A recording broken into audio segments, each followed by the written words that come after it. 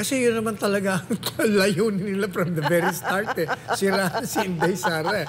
Oo, kaya, kung mga on course, on point, nagkaroon sila ng pagkakataon.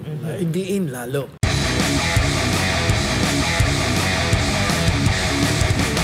Demolition job on VP Sara. On fire. Talaga naglalagablab yung demolition job sa kanya eh. Tapos trinace ko yung simula. Sinimulan doon sa, di ba, una, yung confidential funds. After that, binanata na si Pastor Kibuloy. Si PRRD. Sunod-sunod, di ba? Tapos pati yung mga staff niya. Pinakulong. Hanggang nag-intervene nga siya, tapos dinimanda pa siya, na-dismiss naman. Tapos, even before that, meron ng announcement ng impeachment. Tapos pinahila nga nila. Talagang kita mo, relentless eh. Tapos bigla na naman pinahila ng grave threats. So, pinaliwanag ko doon. Alam po ninyo, itong ating kaibigan si Director eh. Pikon na pikon sa akin eh. May bagong sagot ba? Wala naman. Ayoko, hindi ko na, sabi ko sa mga reporters, kaya naman, huwag niya na kami pagsabungin kasi. Pinaliwanag ko na lang doon sa article na kung bakit walang grave threats.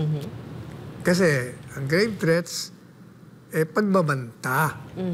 Sa totoo lang, tingnan mo maigi, yung context na yon, yung mga sinabi kong mga kalakaran na yon.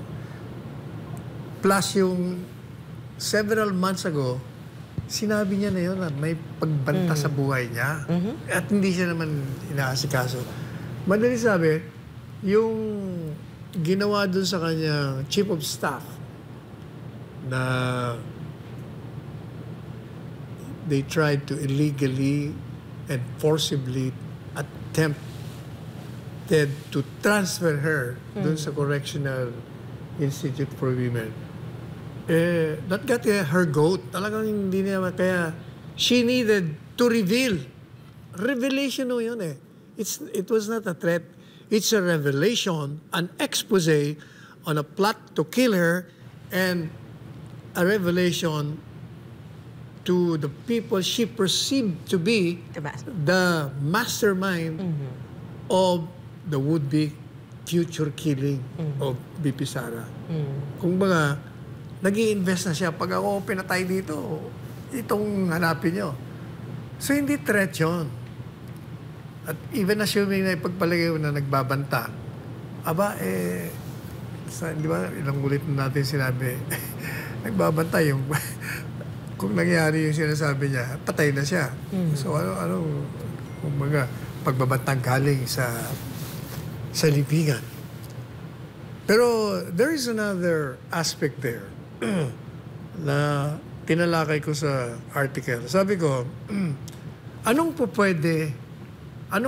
provision sa revised penal code na maaaring pumasok dun sa nakita natin, mga payag ni Inday Sara? Under Article 8 ng revised penal code, meron nung binabanggit doon ng conspiracy and proposal to commit a felony. 3 paragraphs yun. Yung second paragraph, sinasabi, ano ba yung conspiracy? Ang conspiracy is when 2 or more persons agree to inflict harm on the life, on the property and honor of a person. Nag-agree sila. Nagkasundo na papatayin o sisiraan yung isang tao. On the third paragraph, nakalagay doon, proposal. What is proposal? Kasi yung title ng provision, conspiracy and proposal to commit a felony. Ano ba yung proposal? Proposal, yung nagmungkahi ka sa isang tao na gagawa ka ng isang krimen laban sa isang tao.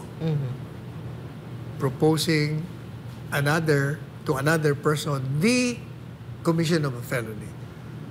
Pero yung first paragraph, ang maliwanag, dito mag-a-apply yun. Ang sabi mo doon, conspiracy and proposal to commit a felony is only punishable. Punishable only, may parusa kung ikaw ay nagbungkahi at nagkasundo kayong gumawa ng isang krimen. Yun po ay punishable lamang o magiging isang krimen kung ang batas ay nagbigay ng kaparusahan sa partikular na gagawin mo. Ano yun? Inilagay yun doon sa batas na anong krimen yun. Na pag ikaw'y mag-propose o magka-agree kayo, krimen kagad. Ha? Di mo pa ginagawa yun, ha? Krimen na kagad. Ano yun? Treason. Inciting to sedition. Inciting to rebellion or insurrection. At inciting to commit coup d'etat. Yun lang ho ang krimen na pag ikaw ay nagkipagkasundo na gagawin, krimen.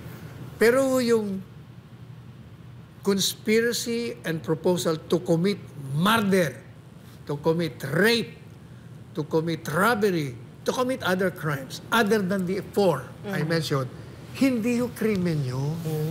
Maliwanag ho yun. It's parang impossible crime. O kaya hindi po pwede kang magdemanda ng grave threats.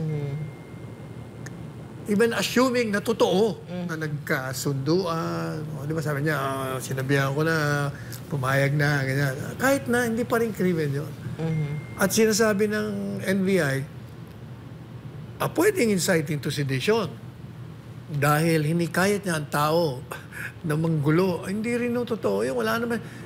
In fact, gaya na sinabi ko kanina, yung kanyang pagpapayag, yun ay frustration niya. Inilabas niya. Yeah. Just in case patayin siya. Ito mga tao, itong pinaghihinalaan ko. Also, which is, hindi imposible, Attorney Sal. Sa lahat ng mga persecution na natatanggap niya ngayon under this administration at lahat ng mga taong na-associate sa kanila, iniipit. Hindi imposibleng mapunta doon sa pagpatay nga sa kanya. And that's what she's exposing at that time. Correct. Kung saan siya at ang kanyang mga kasama sa opisina ay iniipit. Kasi sunod-sunod eh. So BP Sara at that time has reasonable belief that her life is eminently endangered. Kaya inilabas niya na. Yan o ang totoo dyan. Okay naman. Yung ating isa sa mga topic natin, yung Presidente Duterte naman. Yung mga jokes niya. But before ka pupunta sa joke, still on kay VP Sara, you think nagkamali ang administrasyon kung paano nila i-handle yung naging expose ni VP Sara? Hindi. Hindi sila nagkamali. Why? Why? Kasi yun naman talaga ang layunin nila from the very start eh. Sira si Inday Sara eh. Oo, kaya kung mga on course, on point, talagang kasama yun sa plano. So parang kinuha na lang nila yung opportunity yun to pin down more VP Sara. Nagkaroon sila ng pagkakataon. Idiin lalo.